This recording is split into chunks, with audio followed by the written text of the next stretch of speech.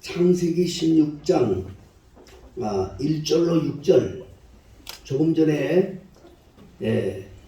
봉독해 드린 말씀을 중심으로 해서 아브라함을 통해서 이루어졌던 선악의 줄기, 그런 제목으로 말씀을 드리겠습니다. 창세기 그 아담 때부터 제가 족보 이야기를 했어요. 아담의 족보, 또 노아의 족보, 지금은 이제 아브라함의 족보를 이야기하는데, 오늘로서 이제 구약의 족보는 이제 끝마치려고 그래요. 중요한 건 다 되었으니까. 오늘 이제 이 말씀을 통해서 우리가 배워야 할 것은, 우리가 하나님 앞에 어떤 성도들이 되어야 될 것인가. 오늘 말씀이 아주 더 중요합니다. 에베소서 6장 10절에 12절에 그런 말씀이 있습니다. 우리의 씨름은, 우리 영적인 우리들의 싸움은 혈육에 대한 것이 아니라는 겁니다. 정사와 권세, 하늘에 있는 악한 영들과의 싸움이다. 그리스도인들의 싸우는 거는요, 마귀들하고 싸우는 거예요. 사단하고 싸우는 거예요. 왜 그러냐면 이 세상의 것은 아무것도 아니야. 우리 그리스도인들에게는 영원한 영생이 기다리고 있습니다. 영생이 기다리고 있어요. 그런데 이 마귀들이 말입니다, 이미 창세 때부터 하나님하고 상관이 없는 영혼들이 있어요. 하나님하고 상관이 없는 영혼들. 그 누구냐? 이 지옥 가려고 이미 창세부터 준비된 영혼들. 예를 들어서 말하면 아담의 두 아들 중에 살인자 가인 같은 자손들.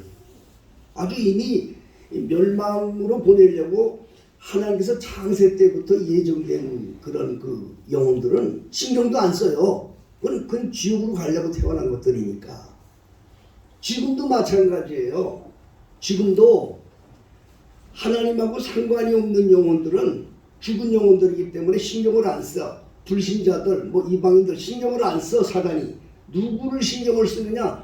하나님의 이름을 부르고 예수 이름을 부르고 찾는 영혼들에게 굉장히 신경을 쓰는 거예요. 그렇기 때문에 그 에베소 6장 12절에 그런 말씀을 하신 거예요. 우리의 싸움은 마귀들하고 싸우는 것이다. 마귀들의 궁극적인 목적이 뭐냐? 영생을 이루지 못하게 하려고. 다른 것들은 아예 영생과는 상관이 없는 것들이니까 신경 쓸 것도 없어. 지옥을 가지고 아예 신경 쓸 것도 없는데, 하나님의 이름을 부르고 예수 이름 부르고 교회 다니는 이 교회를 다니는 이런 사람들이 이런 영혼들에게 신경을 쓰이는 거예요. 마귀들이 가진 괴계로 역사해서 하는 방법이 있는데, 그게 뭐냐? 예배는 하긴 해도 하나님하고 상관이 없는 예배가 되게 만들어. 예물을 드려도 하나님하고 상관이 없는 예물이 되게 만들어. 그게 마귀들의 괴계예요. 이거를 오늘 말씀드릴 거예요, 여러분들. 이거 잘 들으셔야 돼요. 자, 여러분, 오늘 주인공이 누구냐? 설교 주인공이 아브라함이에요. 아브라함은 항상 창세기 아담 때부터 제가 말씀을 드렸어요. 선한 줄기를 이어받은 하나님의 이름을 부르는 그 혈통을 갖고 태어난 사람이라고. 그리고 성경에 항상 믿음의 조상 아브라함이라고 항상 존경받는 인물이라고. 그런데 그 몸속에서 두 줄기가 나온다고. 무슨 줄기냐? 저주받은 줄기, 저주받은 혈통. 한 줄기는 하나님의 은총받은 혈통이 태어나게 되는 거예요. 그래서 오늘 이 말씀을 우리가 들으심으로써 우리가 이 하나님의 예수를 믿고 교회를 다닐 때 우린 마귀들과 뭐를 경계해야 될 것인가를 배우는 시간이 되시기를 바랍니다. 자, 오늘 본문의 말씀이 창세기 16장이에요. 자, 이제 여러분 보세요. 같이 제가 보자고 할 때 보세요. 창세기 16장이에요. 이 말씀을 증거하기 이전에 믿음의 조상 아브라함이 하나님의 부르심을 받아서 고향을 떠나 나올 때에 나이가 75세라고 그랬어. 몇 살이라고요? 75세라고 그랬어. 창세기 12장에 나옵니다.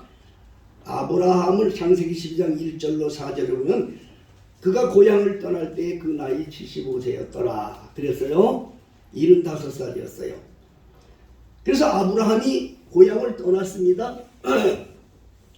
그런데 창세기 15장, 그러니까 12장에 고향을 떠나고 15장이 되었어요. 15장에 먼저 장이 2장이 넘으시죠. 그때 아브라함이 하나님께 제사를 지내서 여호와 이름을 부르는 사람이기 때문에, 믿습니까? 하나님의 이름을 부르는 사람이기 때문에 어디든지 제사를 지냈다고. 그때도 하나님 앞에 제사를 지냈는데 하나님께서 아브라함에게 내가 너한테 뭐를 줄까 그랬어요.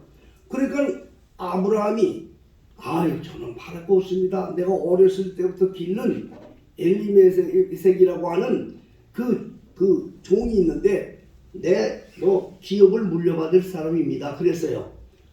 그때 하나님께서 하시는 말씀이 아니야, 너 내 몸에서 날짜가 내 후손이 되지 걔는 내 후손이 될 게 아니야. 그렇게 말씀하신 거예요. 창세기 15장이에요. 자, 세월이 또 흘렀어요. 세월이 어느 만큼 흘렀는가? 자, 보세요. 여러분 16장을 보세요. 16장을 보면 3절을 제가 읽습니다. 아브라함의 아내 사라가 그 종 애굽 사람 하갈을 가져 그 남편 아브라함에게 첩으로 줄 때에는 아브라함이 가나안 땅에 거한 지 10년 후였더라. 그랬어요. 자, 그러니까 고향을 떠나서 75세 때 나와서 10년 지났으니까 몇 살 됐어요? 85세가 된 거예요. 85세. 그러면 사레의 나이는 몇 살이냐? 사레의 나이는 아브라함보다 10살이 어려요. 그래서 사라의 나이는 몇 살이 되죠? 그러면 75세라고. 사라의 나이는 75세고 아브라함의 나이는 85세가 된 때였어요. 분명히 하나님께서 네 몸에서 날짜가 네 후손이 된다고 하나님이 말씀을 하셨는데, 아니 85세가 돼서 90세가 돼도 자식이 없는 거야. 살아가 봐도 이건 도저히 희망이 없는 거야. 희망이 없는 거야. 그러니까 거기서 사라가 머리를 썼어요. 어떻게 머리를 썼느냐? 뭐로 가도 결로 가도 가지고 서울만 가면 되는 거지.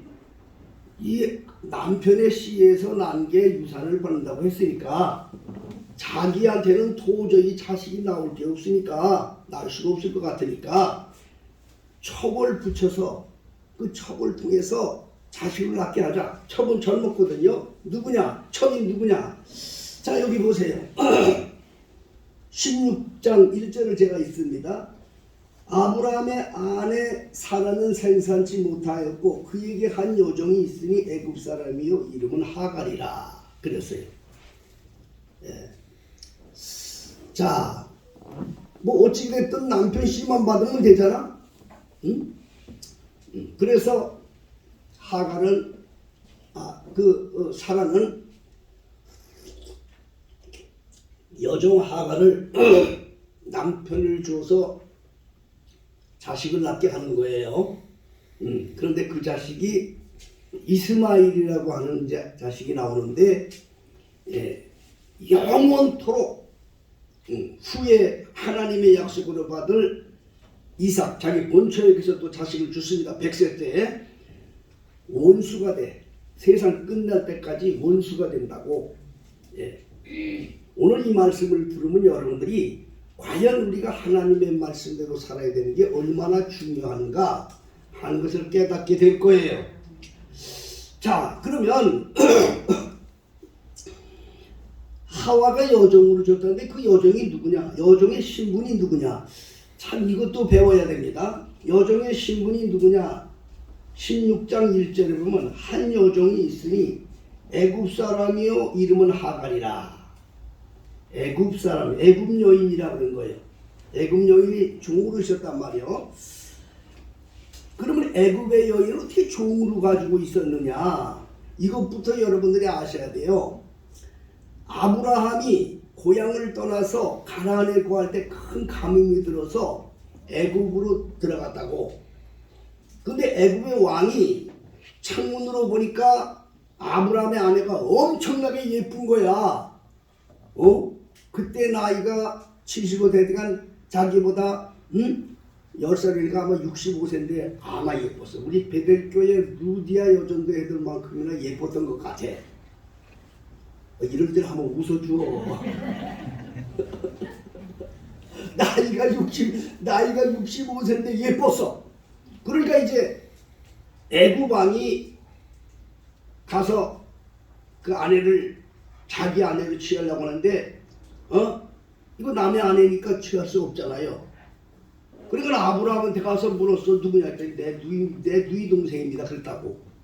그러니까 마음 놓고 이제 아내를 취했는데 하나님께서 그냥 그 애굽의 왕에게 진노를 내리니까 정신이 번쩍 차려가지고 다시 그냥 그 아브라함을 불러가지고 야 너 왜 네 아내를 누이라고 그랬어. 내가 이렇게 지금 죽을 지경인데 빨리 데리고 가라.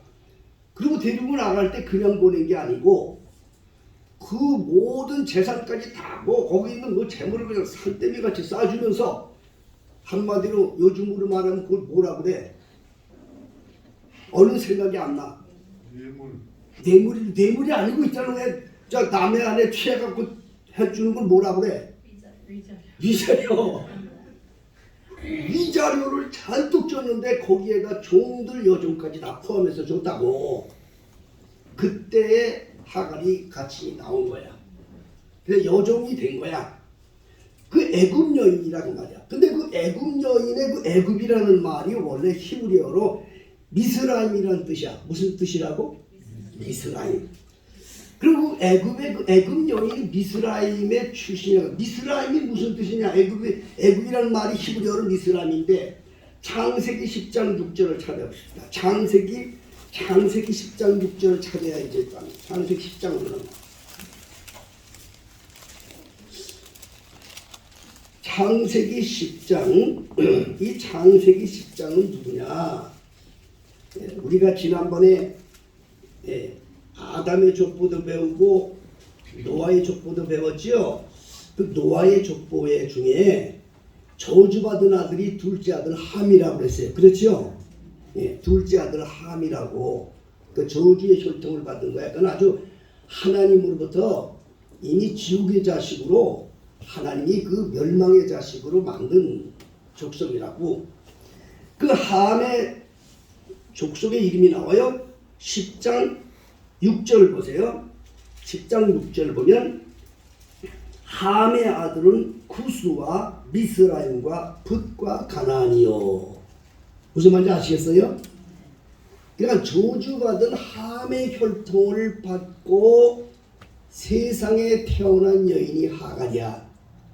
족보가 달라. 완전히 나중에 이제 저 사라 얘기도 제가 하는데 족보가 달라. 혈통이 달라. 그러한 여자에게 자식을 낳으라고 아브라함을 준 거예요. 아브라함도 또 몰랐죠. 그 말이 맞는 것 같으니까 그냥 알았다 하고 사라의 말을 듣고 이제 동침해서 자식을 낳는데 이 여자가 잉태하자마자 자기 본초 아브라함의 본 마누라를 멸시하기 시작하는 거라. 응? 네가 무슨 뭐 본초만 다냐? 나는 첩이라도 새끼 가졌다. 그러니까 사라가 뿔따구가 나야 안 나요? 아, 좀 대답을 해야 대결할 거 아니요. 아니 인연 봐라. 아니 인연 내 지가 무슨 뭐 가오살이라고 내가 무슨 내 남편에게 줬나? 자식만 하라고 했지? 지 자식 나야 그건 내 자식 되는 건데 이것 봐라. 그래가지고 막 그냥 구박을 한 거예요. 오늘 본문에 나오는 거야. 창세기 16장에. 구박을 하니까 얘가 사라의 눈을 피해서 이제 도망을 쳤다 하는 거죠. 두 번 도망칩니다. 이 다음에 코도 이게 그런데 거기 그게 있어요. 이게 벌써 죄악의 씨가 태어나니까 가정에 아브라함이 최초로 금실 좋았던 아브라함의 부부가 부부싸움이 시작이 된 거야. 부부싸움이. 예? 사라가 날마다 아브라함을 붙들고 얘기하는 거야. 아니 자식 나라고 내가 줬더니 인연이 나를 이렇게 멸시하는데 이거 너무 원통합니다. 그러니까 아브라함이 거기서 무슨 말을 하느냐? 그건 네 종이니까 네 알아서 해라. 그래서 사라의 그 명을 따라서 100% 쫓김을 받은 거예요. 끝끝내 그 자식이 이스마일이라고 하는 자식이 되는데 이제 그 자식이 끝끝내 인류 끝날 때까지 이 인류 종말 때까지 하나님의 선한 줄기인 이삭의 줄기를 괴롭혀요. 지금도 여러분 역사 속에 중동의 무슬림교를 믿는 그 모든 중동의 그 족속들이 바로 이스마엘 족속인데 하나님의 자손 이삭의 자손 정통인 그리스도인들을 얼마나 핍박하는지 몰라요. 여러분 성경 그대로 나와요. 여기 그렇게 얘기를 했다고 하나님이 들나귀가 되어서 사람들이 내게 칼을 쓸 것이고 너는 사람들을 죽이리라 이미 예언한 대로 되는 거라. 자 그러면 이처럼 하갈이라고 잘못된 것을 왜 택하게 되었는가? 이게 왜 택하게 되었는가? 여러분 사단의 괴계가 뭐냐고 말씀드렸습니까? 사단의 괴계는요, 하나님을 알지 못하고 지옥으로 갈 사람들은 신경을 안 써. 그냥 지옥 갈 거니까. 그런데 여호와 이름을 부르는 자들, 이런 자들을 지옥으로 보내려고 쓰는 그 수단이 뭐냐? 하나님하고 관계없는 걸 되게 만들어. 예배를 해도 하나님과 상관이 없는 예배, 허물을 드려도 하나님과 상관이 없는 허물이 되게 만든다는 걸 우리 베델교회 성도들은 많이 들으셨어요. 예배가 다 예배가 아니야. 여기 보면요, 결론이 아니라 이 원리적으로 말씀드리면 하나님의 예배를 드린 거예요. 하나님의 말씀에 순종을 한 거예요. 무슨 순종인지 아세요? 내 몸에서 자식이 나오리라 이 말씀대로 한 거예요. 아브라함도 사라도 절대로 하나님 말씀에 거역한 건 아니에요. 순종을 하긴 했는데 하나님의 말씀에 순종을 하긴 했는데 그 순종이 인간의 방법으로 순종하는 것이냐 하나님의 방법으로 순종하는 것이냐 이것을 깊이 생각해야 돼요. 여러분 예배도요 사람의 방법으로 하는 예배가 있고요 하나님의 방법대로 하는 예배가 있는 거예요. 그래서 사람의 방법대로 하는 예배는요 하나님과 상관이 없는 예배가 되는 거예요. 하나님의 방법대로 하는 예배자가 하나님이 찾으시는 예배자예요.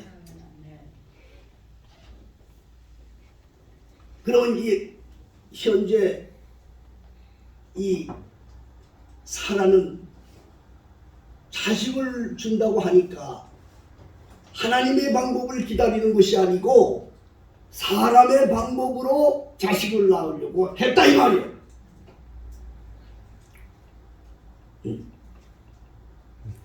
사라라는 여인은 아브라함의 누이라고 했어요. 근데 아브라함이 거짓말한 게 아니에요. 진짜로 아브라함이 누이예요. 네? 창세기 20장 12절을 한번 다 같이 찾아보십시다. 창세기 20장 12절. 창세기 20장 12절. 네, 여기 보면 아브라함이요, 고향을 떠나서 자기 동네에 가문이 와가지고 애굽에 가서 자기 동생을 누이라고 그랬다고 그랬죠.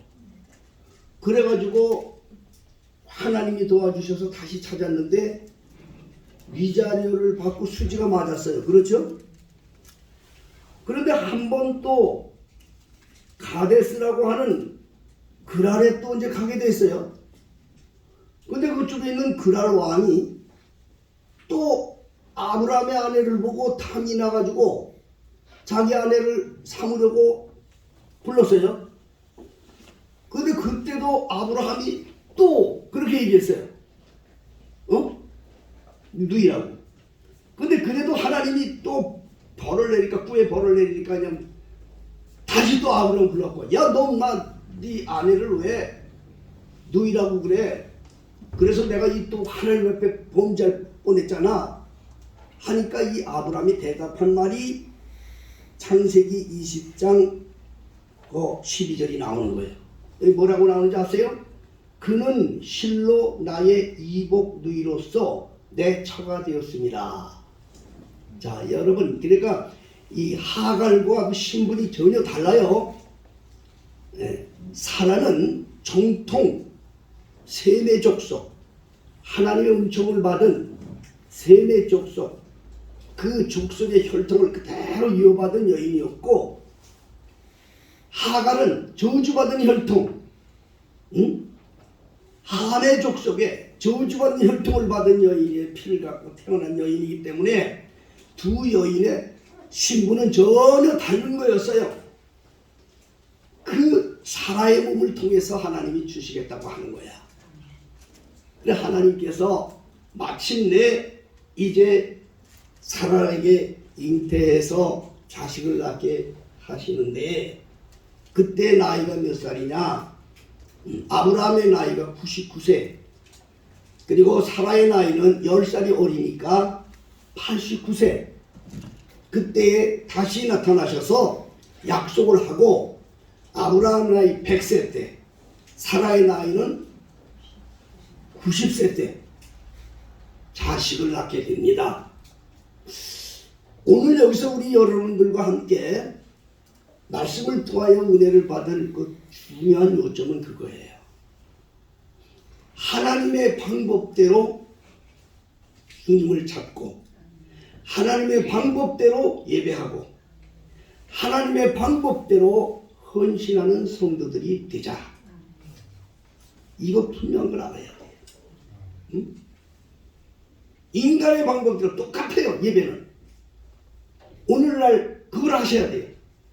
오늘날 많은 사람들이 하나님을 찾고 예배하지만 인간의 방법으로 하나님을 찾는 예배자가 많다는 걸 아셔야 돼요. 하나님의 방법에 의한 예배가 아니라 인간의 방법에 의한 예배라 이 말이에요. 응? 사람들 보기에는 오히려 그게 더 멋있는 것 같고, 그것이 대단한 것 같아. 환경을 따라서 얼마나 참 아주 보기 좋고 아름다운지 몰라. 사람들 눈에 볼 때는 그럴듯하지만 하나님께서 보실 때는 전혀 아닌 거예요. 사무엘상 15장에 이스라엘의 왕 사울 왕에게 그 당시에 사무엘이 선지자가 불렀어요. 불러서 뭐라고 얘기하는 거 아니? 우리 애굽에서 나올 때 길에서 우리를 괴롭혔던 그 아말렉이라고 하는 그러한 족속들이 있는데, 하나님께서 지금 내게 말씀하시기를 너는 가서 그들을 쳐서 죽여라 그랬다. 쳐서 죽이는데 남녀노소는 물러나고 모든 소유를 다 죽이라고 말씀하셨다. 하나님이 함께 하신다고 하니 가서 죽여라. 사울왕이 하나님을 섬기는 사람이에요. 여호와 이름을 부르는 사람이에요. 여호와 이름에 의해서 기름 붓고 왕된 사람이라고요. 그래서 사울왕도 그 말씀을 따라 순종을 했다 이 말입니다. 순종을 했어요. 그런데 가서 하니까 정말 하나님이 함께 하셔서 아멜렉을 다 멸시할 수 있도록 멸할 수 있도록 전쟁에 이기게 했다고. 그런데 그곳에서 여호와께서 명한 대로 모든 걸 다 죽이라고 했는데 죽이지 않고, 사람들은 가치 없는 것들 다 죽이고 없애고, 양들, 큰 송아지들 이런 걸 다 살려서 그리고 가지고 오는 거야. 사무엘이 소식을 듣고 있는데 왜 그 사무엘이 오는데 송아지 소리 이런 소리가 들리니까 불렀어요. 아니 왕이요, 이게 지금 무슨 소리입니까? 그랬더니 사울이 하는 말이 가니까 역시 하나님이 도와주셔서, 그래서 순종을 하니까 잘 도와주셔서 잘 됐습니다. 그런데 지금 저 소나 저런 것들은 너무너무 그냥 투실투실해서 죽이기가 아까워서 그걸 하나님께 제사 지내려고 끌고 오는 중입니다. 이렇게 얘기를 하는 거예요. 여러분, 우리는 하나님 앞에 예배라고 다 예배가 아닌 거야. 순종이라고 다 순종이 아니야. 하나님의 방법대로 순종하세요. 하나님의 방법대로 순종하는 게 순종이지, 자기 방법대로 하는 건 순종이 아닌 거야. 오늘날 교회 생활하는 것도 자기 마음에 안 든다고 자기 마음대로 하는 게 교회 생활이 아니야. 하나님의 방법대로 자기를 죽일 줄 알아야 돼. 그게 진정한 교회 생활인 것입니다. 그런데 사울왕이 그렇게 말했죠. 인간들이 볼 땐 그럴듯하잖아요.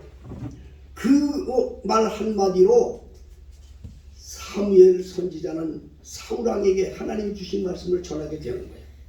당신이 그렇게 죄를 졌기 때문에 이제 당신은 나라를 빼앗기고 당신은 이제 하나님을 버렸다. 그렇게 말씀하시고, 우리가 하나님 앞에 우리가 주의 일을 할 때, 하나님께 봉사할 때, 교회 생활을 할 때 내 방법으로 하느냐, 내 방법으로 하는 것도 아주 굉장히 기가 막히게 좋아 보여요. 인간의 방법으로 하는 것도 굉장히 화려해 보일 수도 있어요. 그러나 하나님께서 보실 때는 바로 이것이 무슨 예배냐, 인간의 방법으로 우상을 만들었던 금송아지 예배가 되는 것이고, 인간의 방법대로 사람들 눈에 볼 때는 화려해 볼지 모르지만 하나님 보실 때는 다 버림받는, 하나님과 상관이 없는 예배가 된다. 여러분이 하나님과 상관이 있는 자가 되기를 원하신다면 아멘 하세요. 정말 하나님과 상관이 되는 예배자가 된다고 그렇게 되기를 원한다면 아멘 하세요.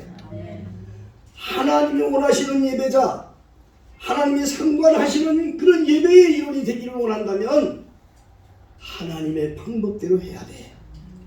사람의 방법대로 하지 마세요. 그거를 우리에게 교훈하고 계신 거예요. 똑같이 하나님 말씀을 순종하는 거예요. 아브라함과 아담이 똑같이 하나님의 뜻대로 말씀대로 이루어질 줄 믿고 순종한 거예요. 그러나 하갈이라는 여인에게 낳은 몸은 사람의 방법에 의한 자식이었고, 후에 100세가 넘은 후에 사라에게 임한 이삭은 하나님의 방법에 의하여 받은 자녀였다는 것을 기억하시길 바랍니다. 나는 우리 교회 성도님들에게 늘 그런 말씀 드리죠. 나는 오늘 아침에도 말씀을 증거하면서 준비하면서 기도할 때 나는 우리 교회 성도들에게 간절히 원하는 게 그거였어요. 하나님의 방법대로 하는 건요, 사람들 눈에 볼 땐 어리석어 보여요. 그래서 고린도전서 1장 18절에 보면 십자가의 도가 멸망하는 자에겐 어리석게 보인다. 그러나 구원을 얻은 우리에게는 하나님의 능력이라.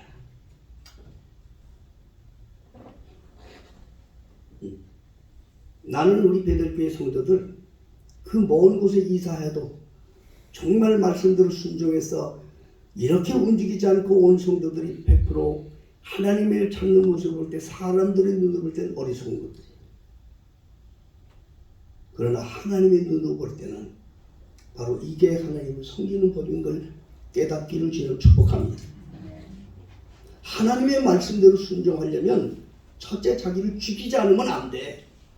하나님의 말씀대로 순종하는 예배, 하나님의 방법대로 예배하는 예배자가 되려면 절대 자기를 철저하게 죽여야 돼. 자기가 죽지 않으면 그 방법을 따르지 못해. 그래서 마태복음 16장 24절에 예수님은 친히 말씀하셨어요. 아무든지 나를 따르려거든 자기를 부인하고 자기 십자가를 지고 나를 쫓으라. 자기가 깨어지지 않으면 안 돼. 자기가 살아있으면 다 자기니까. 교회 생활을 하다가도 자기 마음에 안 드는 건 삐져버려. 자기 마음에 드는 건 터져버려. 응? 이거는 여러분 아셔야 돼요. 하나님과 상관이 없는 자가 되면 불쌍한 겁니다. 하나님과 상관이 있는 자들은요, 철저하게 자기를 죽이는 거야. 자기를 깨트리는 거야. 자기의 자아도 깨지는 거야. 자기가 없어. 주님밖에 없어. 생각도 깨트리는 거야. 자기의 모든 경험도 다 깨트려버리고 오직 말씀만을 바라보고 그 말씀대로 사는 것. 남들이 볼 때는 미련하고 못났어. 어리석어 보여. 그러나 하나님께서 보실 때는 진정 하나님이 받으시는 예배자가 되는 거예요. 성경엔 그런 이야기를 많이 하잖아요. 말씀대로 순종하는 얘기 많이 나오잖아요. 응? 왕하 5장에 나만 장군이 그 문둥병 고친 얘기도 하잖아요. 그 여러 가지가 다 그 얘기입니다, 여러분. 응? 자기를 깨지지 않으면 하나님의 약속을 받을 수가 없어. 성경에 수많은 약속들이 있습니다. 수많은 복에 대한 그 약속들이 있습니다. 그 약속은 누가 왔느냐? 하나님의 방법대로 순종하면 예배하는 자가 받을 수가 있어요. 다른 사람들은 가짜야. 영생을 누가 얻느냐? 하나님의 방법대로 예배하고 하나님의 방법대로 순종하던 자들에게 영생이 있는 거예요. 영생은 하나님의 약속이기 때문인 것입니다. 여러분, 베드로 누가복음 5장에 베드로를 주님이 부를 때였어요. 그 당시에 밤새도록 베드로가 그 갈릴리 바다에서 그물질한데 한마디 잡지 못했어요. 그런데 새벽녘에 물가에 있는데 중하게 생긴 분 예수님이 거기서 설교를 하고 계시는데 물었어요. 얘들아, 너희들이 고기를 잡았느냐? 아니요, 잡지 못했어요. 그러냐? 그러면 저 깊은 데로 가서 그물을 던져라 그랬어요. 여러분, 어부들이나 고기를 잡는 사람들은 다 그런 경험이 있대요. 이 물가에는요, 플랑크톤이라는 게 있어요. 이 고기들이 먹고 사는 플랑크톤이 있는데 날이 밝고 새벽이 되면 다 이것들이 물가로 나온답니다. 물가로. 그렇기 때문에 큰 고기들이, 혹고기들이 있으면 새벽에 이 해가 돋을 때는 다 물가로 나와서 고기들이 있지 깊은 바다에는 고기가 없다는 거예요. 이 베드로는요, 어부 생활로 40-50년을 해온 사람이에요. 그 경험이 풍부한 사람이라고. 그런데 그 깊은 거로 가서 그물을 내리라는 말은 이건 말도 안 되는 소리요. 들을 필요도 없는 소리라고요. 그러나 베드로는 무식하게 그 말을 따라서 갔어요. 밤이 새도록 한 마리로 내어 잡은 것도 없지만은 내가 말씀에 의지하여 그물을 내리리이다. 그리고 깊은 곳에 가서 그물을 내리니까 그물이 찢어지도록 너무너무 해서 그물이 찢어질 정도로 고기를 잡았어. 2배에 가득 채웠다는 말이 나오죠. 하나님의 약속은 누구에게 준비되었느냐? 하나님의 방법대로 예배하고 하나님의 방법대로 순종한 자들을 위해서 준비된 겁니다. 나는 우리 베들교회 성도들이 사람들이 뭐라고 그러든 누가 뭐라고 그러든 어리석다고 말하든 오로지 말씀대로 순종하면서 하나님 앞에 말씀을 따라 사는 성도들이 되시기를 예수 이름으로 축복합니다. 기도하겠습니다.